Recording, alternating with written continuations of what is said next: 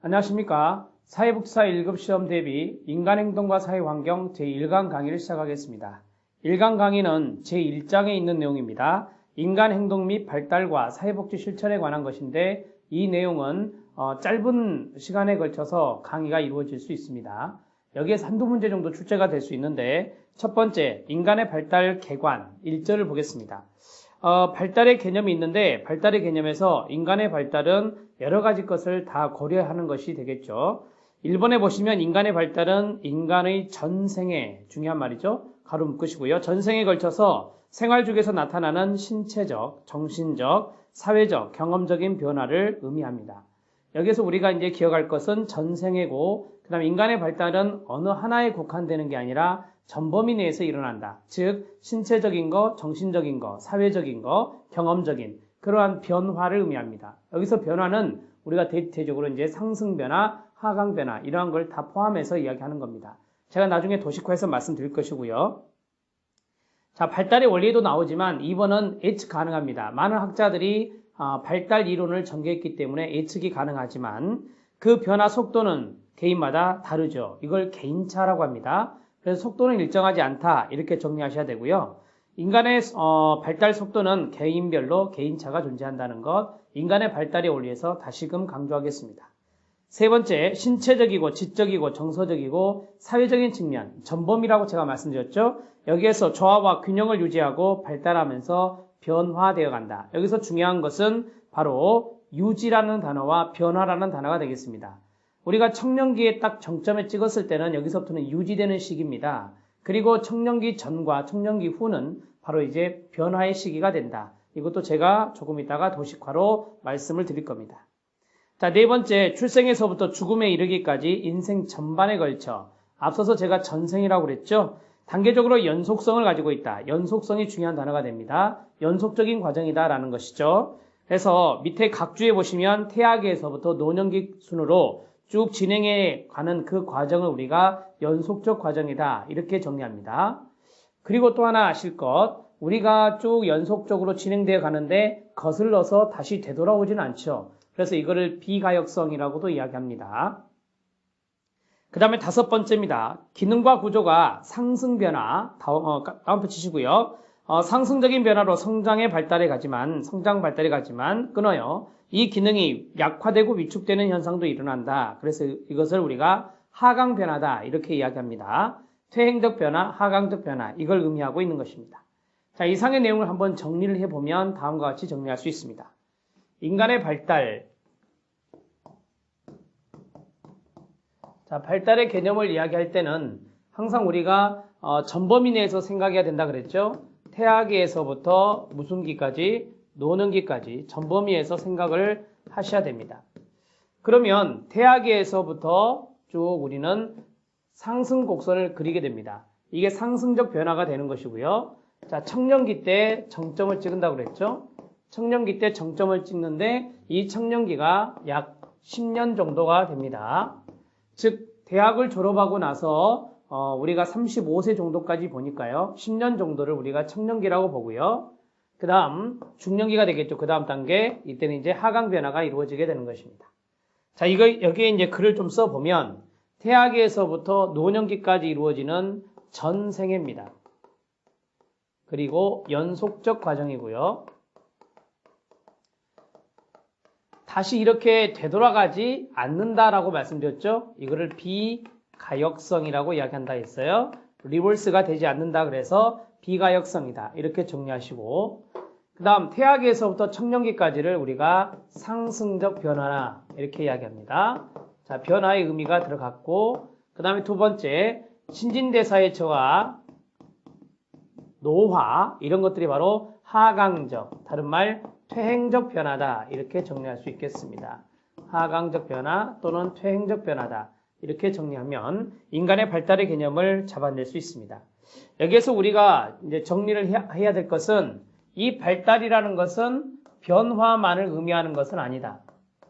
자, 변화 N 뭐다? 안정이 유지되죠. 자, 안정이 유지되는 조화와 균형이라는 단어를 썼었죠. 안정이 유지되는 이러한 것들을 우리가 development, 발달이다 이렇게 정리할 수 있는 겁니다.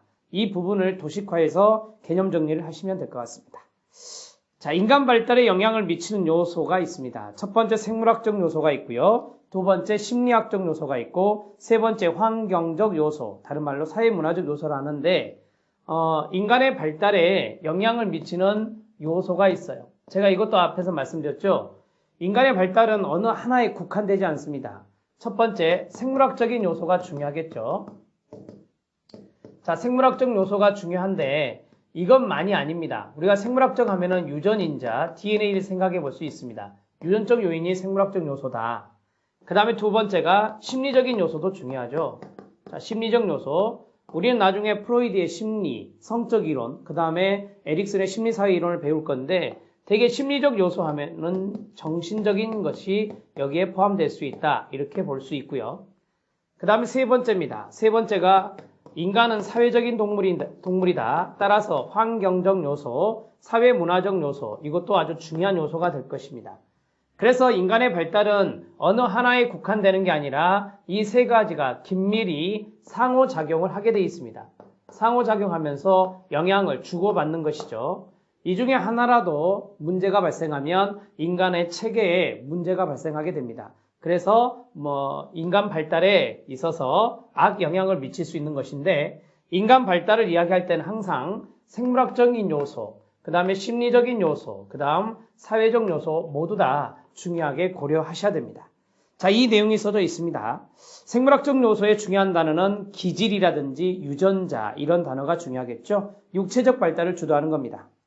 그 다음에 심리적 요소, 심리학적 요소라고도 하는데 여기서 중요한 것은 내적이란 단어죠. 제가 정신적이란 말과 동의하라 했죠. 내적 또는 상호작용의 과정으로서 인생의 발달 단계를 통해서 변화가 가능하다. 이렇게 볼 수 있습니다.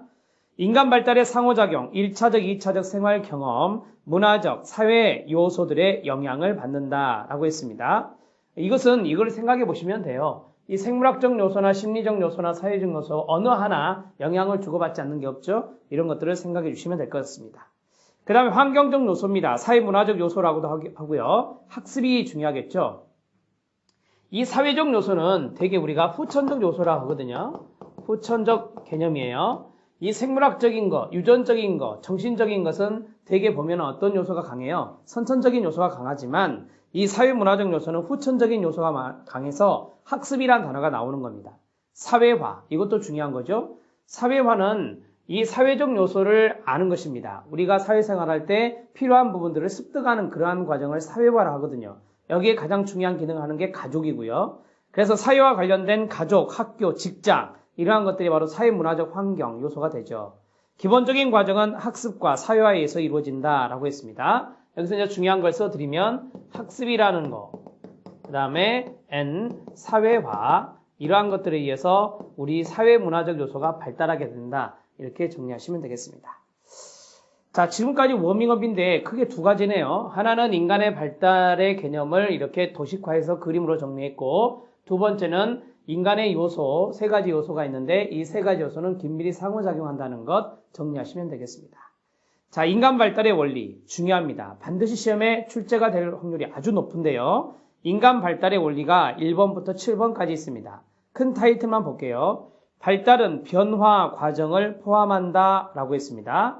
여기 있네요. 발달은 상승 변화와 하강 변화의 변화 과정을 포함하는 것이고요.